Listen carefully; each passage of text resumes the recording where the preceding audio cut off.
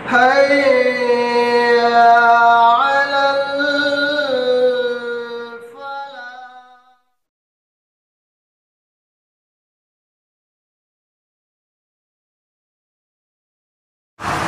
الحمد لله رب العالمين والصلاة والسلام على سيد المرسلين وعلى آله وصحبه أجمعين أما بعد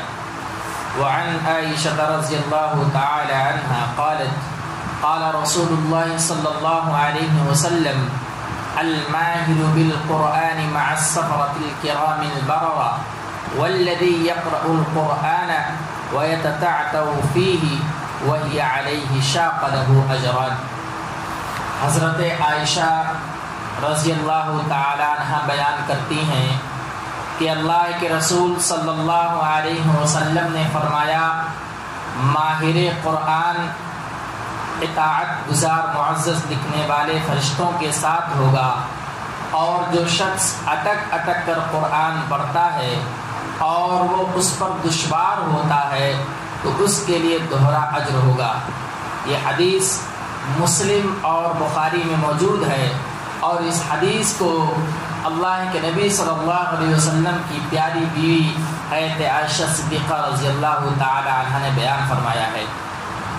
اس حدیث کے اندر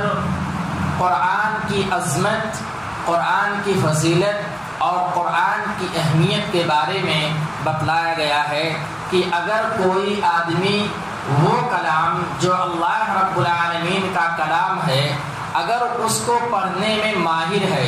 اس کو اچھے طریقے سے پڑھ لیتا ہے، تو کل قیامت کے دن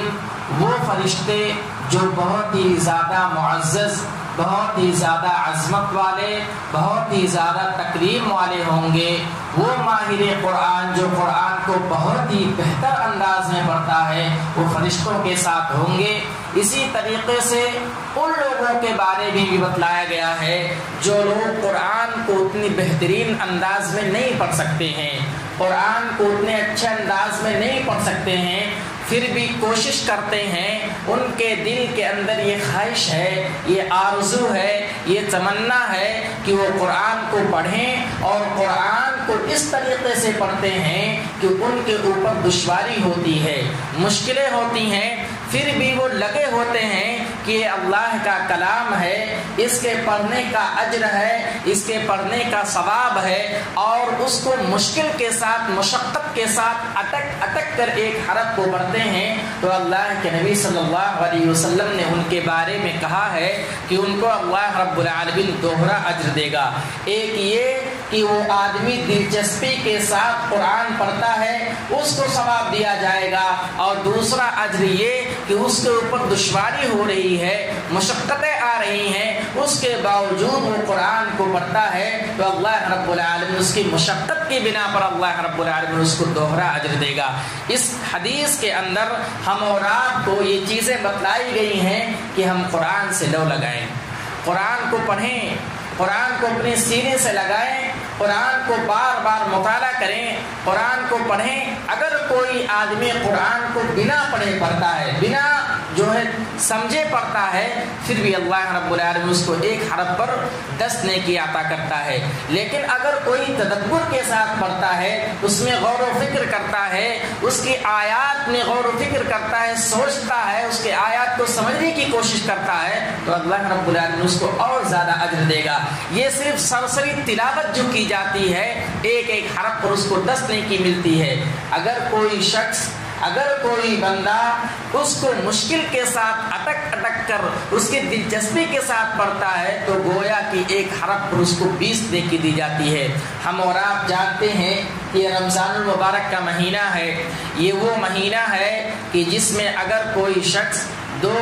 رکعت نفل کی نماز ادا کرتا ہے تو جو غیر رمضان کے مہینے ہیں اس کے مقابلے میں اس کو فرض کا ثواب دیا جاتا ہے۔ اگر ہم اور آپ قرآن پڑھتے ہیں، قرآن سے دلچسپی لیتے ہیں، قرآن کی تلاوت کرتے ہیں، تو اللہ رب العالمین اپنے فضل سے، اپنی رحمت سے ہم اور آپ کو اور ہی زیادہ اجر دے گا۔ اور قرآن پڑھنا چاہیے، کیونکہ اسی رمضان المبارک کے مہینے میں قرآن کو نازل کیا گیا ہے۔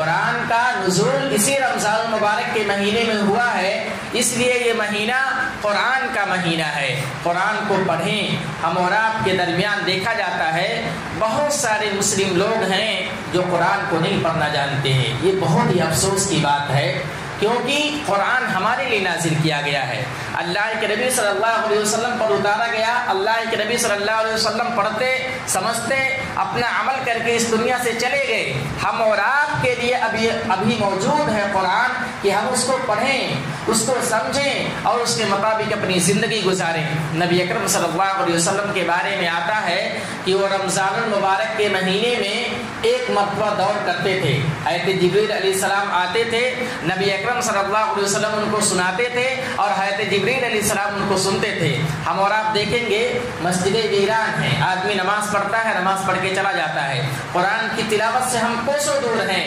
تذکیر، ذکر جو ہے اللہ رب العالمین کا ہم اور آپ سے نہیں ہو پاتا ہے۔ روزہ رکھنے کا یہ مطلب نہیں ہے کہ آدمی بھوکا پیاسا رہے اور جو ہے سوئے موبائل چلائے، یہ نہیں ہے۔ رمضان المبارک کے مہینے میں زیادہ سے زیادہ قرآن کی تلاوت، ذکر و اذکار، اللہ رب العالمین کی تسبیح، زیادہ سے زیادہ اللہ کی عبادت اور اللہ کی بارگاہ میں زیادہ سے زیادہ دعا کرنا، یہ رمضان المبارک کے روزے کا مطلب ہے۔ ایسا نہیں ہم بھوکے پیاسے ادھر ادھر بھٹک رہے ہیں، سو رہے ہیں، روم میں بند ہیں، یہ طریقہ صحیح نہیں ہے۔ ہم رمضان المبارک کے مہینے میں روزہ رکھیں، بھوک اور پیاس کی شدت میں رہنے کے باوجود اللہ کو یاد کریں، اللہ کے کلام کو پڑھیں، اللہ کے قرآن کو پڑھیں، زیادہ سے زیادہ قرآن سے لو لگائیں۔ انشاءاللہ دنیا کی زندگی ہماری حسین ہو جائے گی، خوبصورت ہو جائے گی اور دنیا کی زندگی ایسے گزرے گی جیسے کہ ایک مومن بندہ اس دنیا کے اندر کتنا خوش اور خرم ہے،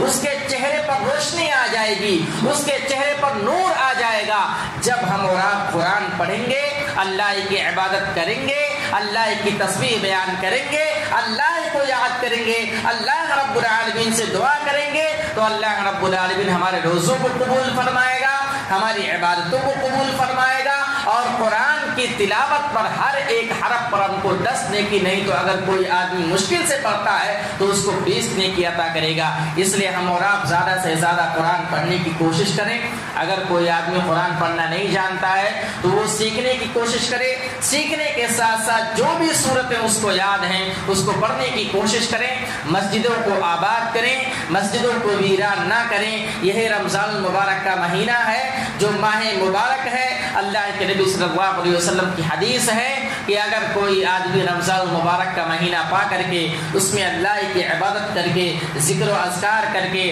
قرآن کی تلاوت کر کے، دعائیں کر کے، توبہ استغفار کر کے اگر اپنے آپ کو جنت کا مستحق نہ بنا لے تو بہت ہی بدبخت آدمی ہے۔ اس لیے اللہ رب العالمین نے ہم اور آپ کو موقع دیا ہے، ہم اور آپ کو زندگی دی گئی ہے، ہم اور آپ کے پاس ایک بہت بیش بہا قیمت ہے، ہم اس کا فائدہ اٹھائیں، یوں ہی ضائع اور برباد نہ کریں۔ آخر میں اللہ رب العالمین سے دعا ہے کہ اللہ رب العالمین تو ہمیں قرآن پڑھنے کی توفیق عطا فرما، اے اللہ رب العالمین تو ہمیں قرآن کی تلاوت کرنے کی توفیق عطا فرما، اے اللہ رب العالمین تو ہمیں قرآن سے محبت کرنے کی توفیق عطا فرما، اے اللہ رب العالمین تو ہمارا لو قرآن سے لگا دے۔ اے اللہ رب العالمین ہم رمضان المبارک کے مہینے میں روزہ رکھ رہے ہیں، ہمیں زیادہ سے زیادہ عبادت کرنے، زیادہ سے زیادہ ذکر و اذکار کرنے، زیادہ سے زیادہ توبہ و استغفار کرنے کی توفیق عطا فرما۔ اے اللہ رب العالمین جو ہم رمضان المبارک کے مہینے میں روزہ رکھے ہوئے ہیں، ہمارے روزوں کو قبول فرما، ہماری نمازوں کو قبول فرما، ہماری تمام عبادتوں کو قبول فرما۔ اے اللہ رب العالمین تو ہمیں کہنے سننے سے زیادہ عمل کرنے کی توفیق عطا فرما، آمین۔ وآخر دعوانا الحمدللہ رب العالمین۔ السلام علیکم ورحمۃ اللہ۔